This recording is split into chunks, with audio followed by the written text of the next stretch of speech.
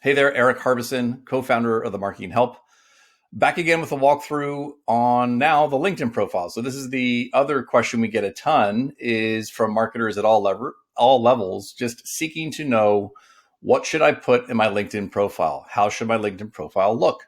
What are best practices and tips for marketers when it comes to their what we'll call the digital reputation, which is your LinkedIn profile? It's not just an online resume; it's much more than that. And I want to walk through the tale of two LinkedIn profiles here from some existing marketers, just to walk through where there's some opportunities and things you may want to make sure you have on your profile. So if you want to take a second, pause the video, open up your LinkedIn profile, get ready to edit, because I'm going to walk through here and go through some things. So first things first, when it comes to your LinkedIn profile, the URL, right? So look at your URL. Does your URL were you randomly assigned letters and numbers? And they may be extensions off of your name. If so, remove them. Do yourself a favor and edit your URL so that it is personalized to you. If your name is Jane Smith, and there's tons of Jane Smiths, are there tons of Jane Smiths that are marketers? Then maybe put in marketing in your URL. Because remember, this URL is going to live outside of LinkedIn. It may show up on your website. It may show up in your resume. So that URL's got to have something that is specific to your name. So that's the first thing. Second thing, check out this space here for Jim, for Jim's LinkedIn profile. Put an image in here.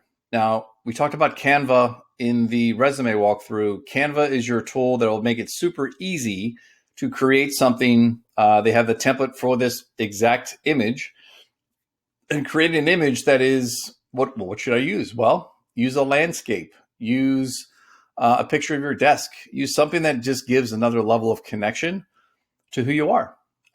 Pretty simple. Jim's headshot's pretty good. You want to keep your headshot, from kind of mid chest here to slightly above your head. And the key for your headshot is being you, right? Being yourself, but being a updated picture of you smiling, making eye contact. That's about it, right? I'm going to share below a link to a tool that you can use to audit your LinkedIn headshot, and it'll give you a score based off of other common best practices. Now, when it comes to the title, here's the thing to keep in mind. It seems simple to I'll just put here what my role is currently. And that's fine if you like your job. If you're looking for a job, consider putting something in your title that speaks to what your core competencies are, what you're good at, or maybe what you're looking to do. For example, we talked about this in the resume video, but if for Jim here as a digital marketing specialist, I would say digital marketing specialist with a competency in, or digital marketer with a specialty in SEO, paid search, and Facebook ads. Something more specific. What does that do? Well, it gives the hiring manager an idea on what Jim's really good at, but allows him to put in some more keywords tied to roles that he may be considered for when recruiters are using LinkedIn to check for candidates. So that's the deal here with the title. Going down to the About section. Huge opportunity here at the About section. Again, the About section, don't put a block of text, because remember, it's all about make something skimmable. So what you could do here is, reuse or repeat what you have here for your title. Digital marketer with a specialty in Facebook ads, paid search, and SEO, but then also give your accomplishment. What is the greatest accomplishment you've ever had in a marketing context? Put it in the About section. Think of your About section as a place to capture what have you done, i.e. what's an accomplishment? What are you doing currently? And what do you want to do? So think of those three areas and how you can summarize them into some blocks of short snippet content, because it's got to be skimmable. But don't be afraid to also bullet point out the tools that you're most familiar with. And that's a good way to kind of include a lot of juicy material for the About section. Activity, like I said, digital reputation, that's your LinkedIn profile. Here's the thing about activity. It's the easiest thing that you can impact right now as we're talking. So first thing you should do is, again, what is your competency? What is your specialty? What do you want a job in? Well, go search for a hashtag and follow that hashtag. By doing that, you're going to put a ton of content in your feed that allows you to make it easier for you to comment on some information. Let me just get back to Jim here for a minute. So what I like about Jim is that he has activity. However, it's really just him liking a bunch of stuff. And liking is okay, but I would suggest that you do comments, right? Put a comment in there. Put something authentic. It really lets people see that you're somebody who's having something good to say. Also, in posts, make your own posts, right? So share an article, share a thought on your specific specialty, include the hashtag. Everyone's afraid to post something because you're afraid of what people are going to say or how they're going to react. Digital reputation, guys. So if you truly want to be considered for a job in social media, you should be commenting on things and sharing posts tied to social media. So that's the importance of the activity section. Now, experience, listen, it looks like Jim's had some pretty good roles. If he's thinking about looking for a new job, there's a huge opportunity. I'm sure he's done a ton of great things in these roles. So if you watch the resume walkthrough video, I talked about impact statements. Those impact statements, the way you have them on your resume, could absolutely be placed right inside each of these experiences on your LinkedIn profile. So there's an opportunity here to, again, I can skim. And when I skim, I not only see what roles you had, but I see what the impact was. No, by the way, it's congruent with your resume. That's what a hiring manager wants to see. Is Jim on board, and does he have his game tight in terms of making sure his personal brand pillars are connected? Now, moving down, absolutely including any certifications. That's important. I like how Jim has identified some pretty key skills here that seem to align with him as a digital marketer. And he's even got some folks to endorse him too, which is great too.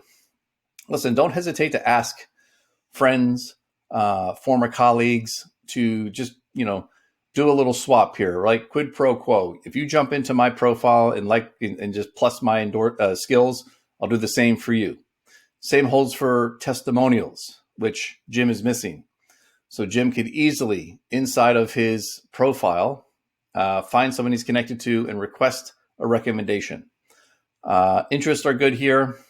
The one thing to keep in mind, maybe there's some folks in digital marketing that Jim could follow. And as the hiring manager, I'm looking through the profile to see, is Jim a student of the game? He's following companies, sure, but is he following anybody specific where he's getting fed some good information? Is he staying on top of his game? That's what I'm looking for. So maybe Jim's going to follow Neil Patel, Erik Sue, Gary Vee, other folks in these industries that are influencers that would also be providing him good content. So that's Jim's profile. Let me do a quick switcheroo here and give you a breakdown of another type of profile, right? So here's Deborah, and you can see Deborah taking advantage of this space, aligning with who she works for. Having something there is critical. Headshot, okay. Title, specific to where she is, the company she's with, which is fine. Again, if Deborah's looking for a job, maybe she changes that to be email marketer with a specialty in creating conversion funnels and segmented campaigns. That could be something that would position her for her next job that would leverage the things she's doing currently. You can see about section could be, think about Deborah's about section. If you read that quickly, you can see written in the third person. Write yours in the first person. Write your about section like it's you writing something that you want someone to read. Like I said before, it's where have you been, what are you doing, and what do you want to be doing in your career? Great activity here from Deborah. And you can see she's got some other benefits for the experience section. Don't overlook the opportunity to include some of your work. Not just your resume should be a media file added. It could be things like that presentation you did. It could be an audit of a brand or something like that. So don't forget about adding some of the key media types tied to the roles that you've had. Makes it really easy for hiring managers to see what's going on. So down here, I just want to call out Deborah's recommendations. Great job. She's got a couple of recommendations. The best part is she's actually given some recommendations too. So As a hiring manager, I can see that somebody has taken the time and works well with others, right? This could support you looking for a role that is team-based, or you looking for a role to be a manager.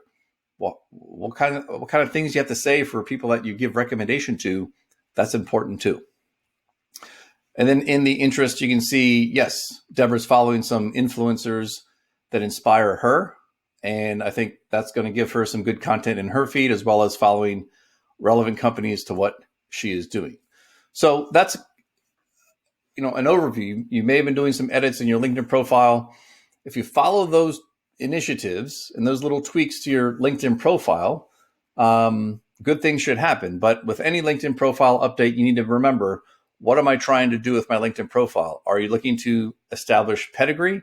Are you looking to use it to get a new job, or using it to get a promotion? Like, you got to start there before you start making some of these changes. But again, your LinkedIn profile will be in a constant state of iteration as you do more things in your career. So if you want me to take a look at your LinkedIn profile, feel free to shoot me an email. My email is in the section below. If you want me to be part of helping you navigate if you're looking for a job, definitely check out the TMH Plus membership. Sign up so that I can be helping you over the course of your journey, and you can get access to some more information like this, but it'll be personalized just for you. All right, I'll see you in the next video.